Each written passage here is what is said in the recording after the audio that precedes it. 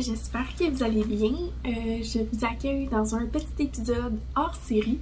En fait, tout simplement pour vous parler un petit peu là, de ce qui s'en vient la semaine prochaine pour le Festival de la Petite Laine. Donc, tout d'abord, mon nom c'est Sarah Blo, la conceptrice designer derrière Sarah Blo Design. Vous pouvez me retrouver sur Instagram au Sarah_Blo, sur Ravelry au Sarah Blo, puis sur Facebook Sarah Blo Design. Donc aujourd'hui marque la première journée de l'automne. Enfin, on peut porter nos tricots sans avoir un regard de jugement des autres qui comprennent pas l'enthousiasme qu'on a d'enfin pouvoir les sortir et les porter, là.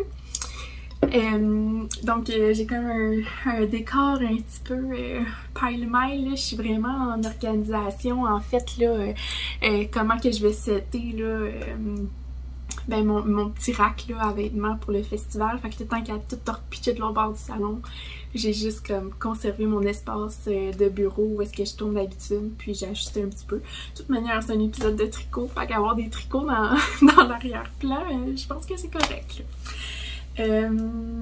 Donc voilà, c'est mon tout premier festival en tant qu'exposante dans le fond pour ce festival-là, au festival qui se tiendra à Rivière-du-Loup. Pour ceux qui ne savent pas où que c'est, qui sont outre-mer, dans le fond Rivière-du-Loup c'est tout juste 1 heure de Rimouski, donc en montant vers la région de Québec ou de Montréal. Ça reste dans le bas du fleuve quand même, là. Ça reste dans le bas du fleuve, c'est un endroit qui est frisqué en octobre, tout comme Rimouski. Mais ça, c'est vraiment là, à cause de l'air du fleuve. Bon, là, j'ai l'habituel coupeur qui fait sa petite apparence. Bon, il va se tagner là, je crois. Donc, je ne savais comment... Fais pas ça. Oh, fais pas ça.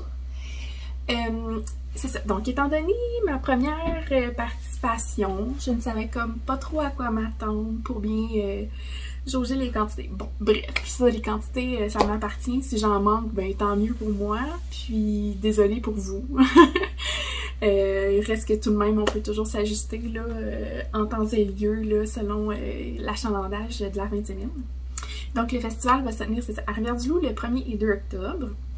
Donc, nous, dans le fond, les exposants, on doit arriver la veille, donc le 30 septembre, donc vendredi prochain, pour monter notre kiosque, là, le pré-monter en fait. Puis, les portes ouvrent le lendemain matin. Donc, il faut vraiment être vraiment prêt là, pour ça. J'ai décidé d'emmener... pour des raisons écologiques surtout, là, j'ai décidé d'apporter uniquement mes nouveaux patrons en format imprimé. Donc, mon patron du chandail d'Ouro que je réalise, que j'ai réalisé en fait quand j'ai monté, j'ai fait pas la modification, pardon, le editing de mon vlog, de mon podcast précédent. J'ai réalisé que j'ai pas parlé de mon chandail d'Ouro. Ça, c'est problématique parce que j'en ai parlé un petit peu quand j'ai monté, quand je l'ai montré, là, je crois, quand je le commençais ou j'allais le commencer, ou en tout cas, je sais plus trop. Mais je vous en ai jamais parlé en détail. Donc, je peux vous en parler un petit peu en détail ici. Je vais vous en reparler dans un autre épisode là, complet dans lequel je vais parler de mes projets terminés et tout le tralala habituel. Là. Donc, je vous présente mon pull d'Ouro officiellement. Donc, le pull d'Ouro, c'est un chandail dans le fond qu'on à épaules tombantes. Donc, quand on parle d'une construction à épaules tombantes, ça peut être soit qu'on commence du bas vers le haut, donc un bottom-up, ou un top-down. Moi, je préfère de loin la méthode top-down parce que ça nous permet de mieux ajuster la longueur du corps. Donc, dans le fond, quand on fait un top-down, c'est qu'on commence par monter les mailles du dos. On fait un jeu de rang raccourci, Puis on travaille jusqu'à une certaine mesure là, avant de pouvoir mettre les mains en attente et faire le même processus en fait pour le devant. Donc on reprend une épaule, on travaille comme indiqué, on reprend l'autre, on finit par joindre en avant en montant des mailles dans le fond. Là. Puis ensuite on va travailler la même mesure qu'on a travaillé au dos, puis on joint en rond. Pour ensuite travailler le corps. Puis la particularité au corps, comme vous le voyez, en fait comme sur les manches également, il y a un point texturé, dans le fond, de point mousse entre dans le fond, un point mousse côte. Puis enfin la bordure en bas du corps, c'est là que le party se passe. Donc on a vraiment là, la chape de dentelle qui vient faire exactement comme les chaussettes. Donc, qui vient faire la dentelle inspirée de mes chaussettes. Puis, pour les manches, vous voyez, j'ai également la même répétition de points de côte en point mousse, avec tout simplement là, un rang de diminution pour venir resserrer au poignet pour faire quelques rangs en côte. Dans le patron, ça fait longtemps que je l'ai travaillé. En fait, je l'ai juste ici, pour pas vous dire des bêtises. J'offre 2 sortes de colle. En fait, j'indique des instructions vraiment pour faire le col double, comme ma version. Dans le fond, le col double, c'est vraiment de tricoter jusqu'à un certain nombre de centimètres. Puis, on vient rabattre là, chaque maille avec comment on dit, la base dans le fond de notre col pour faire vraiment un col super élastique puis confortable également. Mais si je ne me trompe pas, j'offre également un col tout simple. J'indique si vous voulez pas tricoter un col double, faites juste tricoter la moitié de la mesure. Ah non, je l'ai pas mis dans celui-là. Mais en tout cas, vous comprendrez que si vous voulez pas un col double, ben faites juste tricoter la moitié de la mesure. Puis ça va être suffisant en fait. Peut-être que là, ça c'est la version dans le fond imprimée là, pour le festival, mais je crois que maintenant que je l'ai vu, je vais l'ajouter dans le fond pour la version sur Ravelry, comme ça vous allez avoir les 2 options. Pour les manches, j'offre vraiment seulement la manche bouffante.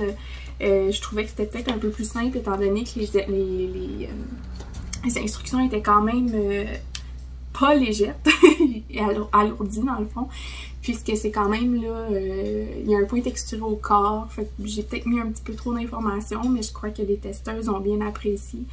En tout cas, ça n'a pas eu de répercussions négatives, là, disons. Fait que voilà.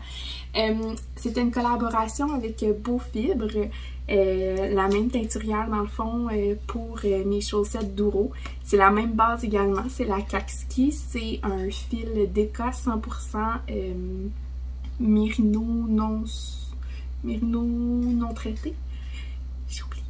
J'ai un petit blanc. En tout cas, elle fait de magnifiques couleurs. Je porte pas vraiment de ocre, mais ça fait, je pense que vous l'avez vu dernièrement dans les derniers épisodes, j'achète beaucoup de ocre. Là, j'ai tricoté le Magnolia Bloom en jaune moutarde. Je le porte énormément. Là, c'est sûr que j'ai changé de couleur de cheveux. Je suis revenue à ma couleur naturelle. J'ai pas osé encore... Ah, je pense que ça serait beau. Ça serait correct, je crois. C'est ça, j'ai pas osé encore le porter, surtout que je veux qu'il conserve sa forme puis qu'il bouloche pas ou qu'il ramasse pas de poils comme j'en ai dans les yeux, de poils de chat. Donc c'est ça, je vais le conserver loin des chats pour éviter dans le fond que ça accumule aussi la petite poussière des chats.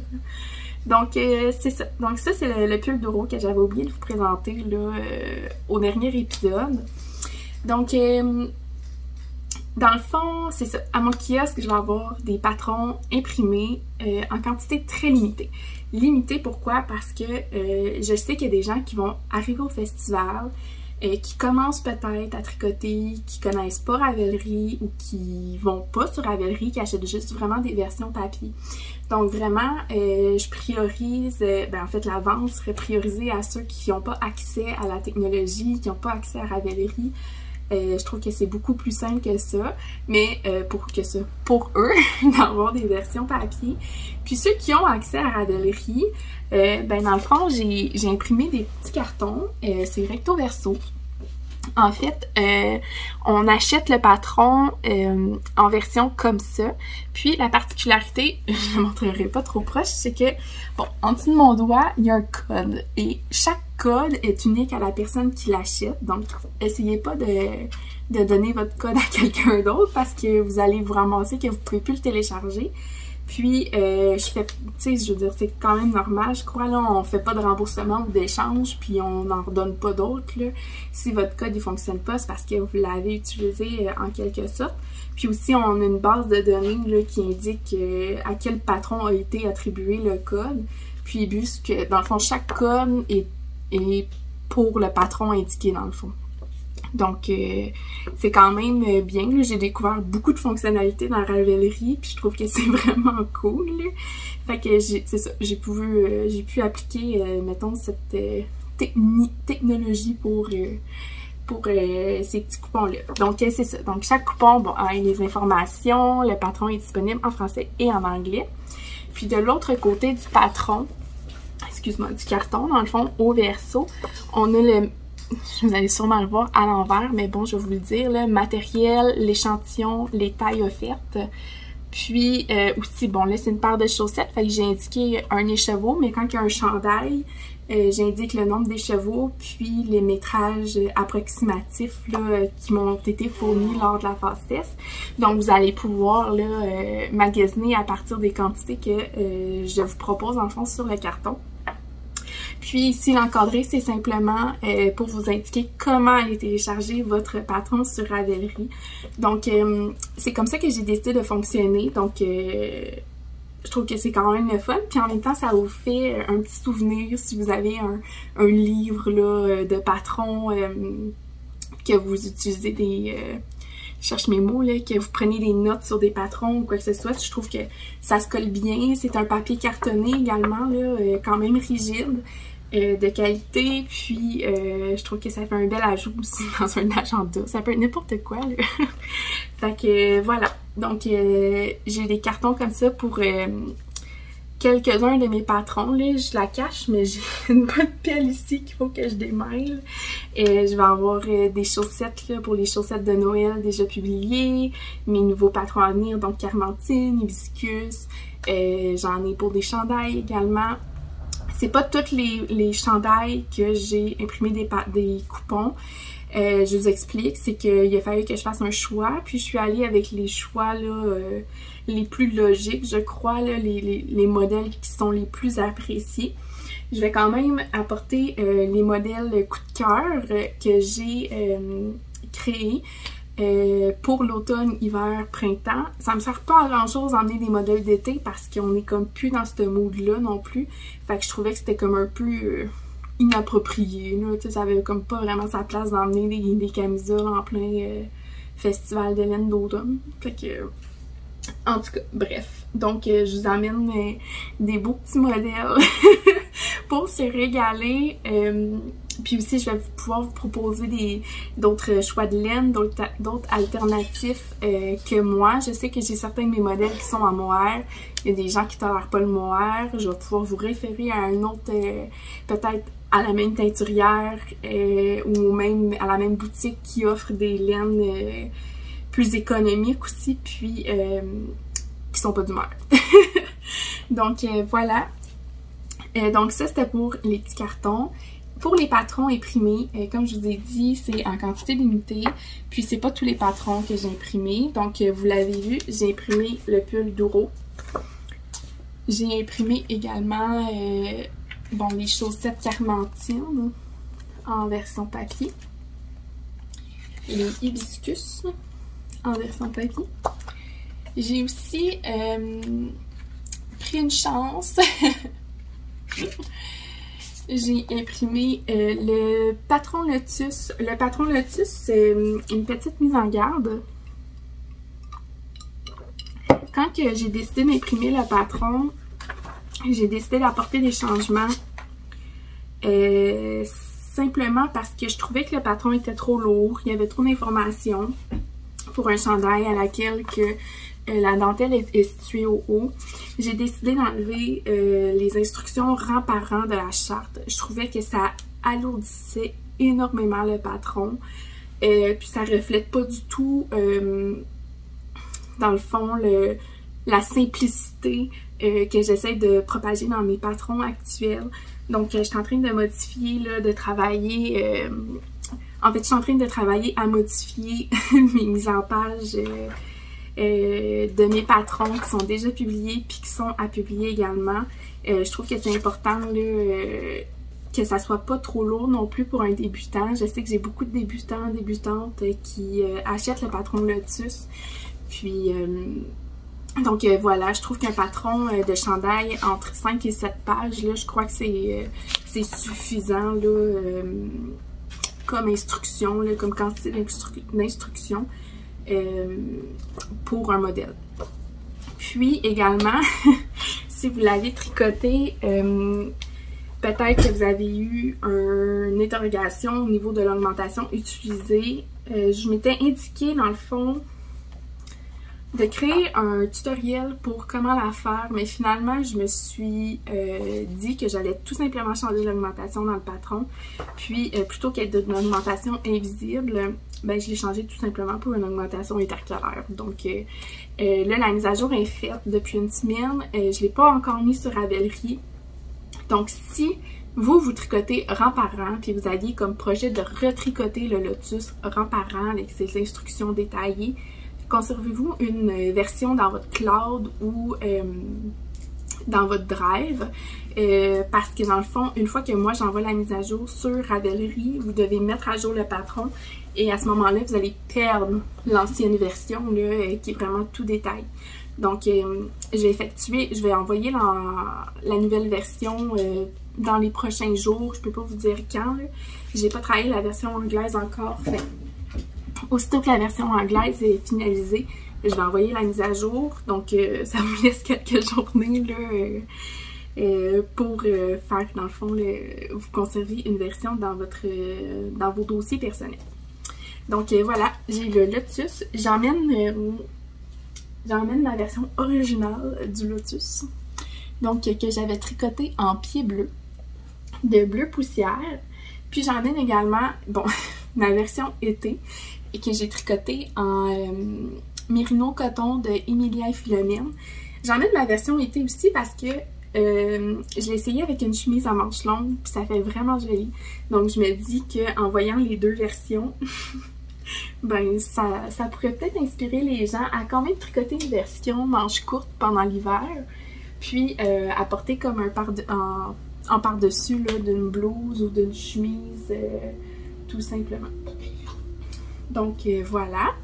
Ensuite de ça, c'est le Douro. Puis j'hésite à les apporter.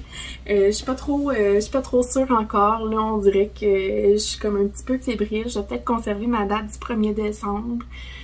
Je vais voir qu'est-ce que ça dit là, dans les prochains jours. Mais je m'étais également là, prévu en backup les patrons de chaussettes en chaussettes carottées, on va dire. Donc j'ai la version light qui est en fingering, puis la version en déca qui est en déca. Dernièrement, vous êtes vraiment beaucoup à apprécier le fait que, surtout dans les chaussettes, là, dans les chandails, c'est comme irréaliste de se tricoter ça en une semaine, là. Mais les versions sur chaussettes, c'est sûr que c'est super facile à tricoter ça rapidement. En version déca puis version fingering, je trouve que ça donne une belle alternative pour un patron léger, dans le fond, qui s'emmène partout. Donc voilà, j'ai tricoté. On m'a eu. J'ai pas fait la broderie encore sur les les deuxièmes chaussettes. Donc voilà, j'ai... celle-ci, c'est ma version DK, puis celle-ci, c'est ma version fingering. J'ai vraiment pigé des laines dans mon stash là, que je voulais utiliser pour faire des petites chaussettes festives. Tu sais, oui, on a tendance à relier les carottées à Noël, mais c'est surtout l'automne, tu sais, c'est comme la saison des bûcherons, puis... tu sais, c'est les bûcherons qui portent des carottées, là. C'est sûr que, bon, mes couleurs, ils font vraiment Noël, là. Mais j'ai des testeuses qui ont utilisé des couleurs... je crois que j'ai une testeuse qui a utilisé une couleur contrastante variée, là, fait qu'une variegated, puis ça fait vraiment joli. Je sais pas comment est-ce que ça... Je pense pas que ça serait si joli que ça si elle avait utilisé la variegated pour la couleur principale, parce que là, ça ferait peut-être trop coloré. Peut-être qu'une speckle... Peut-être qu'une speckle, ça pourrait faire si les couleurs contrastantes viennent chercher les couleurs des speckles. Mais c'est ça. Puis la raison pour laquelle... Voyons, je déparle d'envers aujourd'hui. La raison pour laquelle j'ai pas fait la broderie sur la deuxième chaussette de la paire, c'est que je prévoyais apporter quand même les chaussettes tricotées au festival pour faire la promotion du patron avant sa sortie, puis je sais qu'il y a des gens qui ont peur de la broderie. Donc ça vous laisse une alternative quand même, là. Tu sais, c'est quand même joli, là, sans la broderie. Ça fait vraiment des chaussettes, là, à rayures. Puis, en fait, la broderie, si vous l'avez pas vu, j'ai publié un tutoriel sur YouTube, sur ma chaîne YouTube, à comment la faire. Donc, c'est vraiment tout simple. Vous n'êtes pas obligé non plus de la faire de la jambe jusqu'aux orteils. J'ai des testeuses qui l'ont fait à partir après la première répétition jusqu'à la moitié de l'autre répétition. Puis, vous êtes pas obligé, vous pouvez en faire autant que peu également. Moi, j'en ai fait seulement que 6. Donc, c'est ça. Je sais pas encore si je vais les mettre en vente à ce moment-là. Ils seraient pas sur Ravelry, c'est ça l'affaire. C'est qu'ils seraient pas sur Ravelry, ils seraient vraiment en exclusivité à mon kiosque. Il n'y a personne d'autre qui les aurait. J'ai-tu des coupons pour ça? Je me souviens plus si j'ai des coupons. Je pense pas. Parce que c'était vraiment l'exclusivité. En tout cas, soyez pas déçus si jamais je décide de pas les mettre en vente. Soyez heureux si je décide d'en avoir à mon kiosque. J'en ai vraiment pas beaucoup, j'en ai 20 copies de chacun. Fait que, je sais pas, ça va être une surprise, autant pour moi que pour vous, si je décide d'en avoir.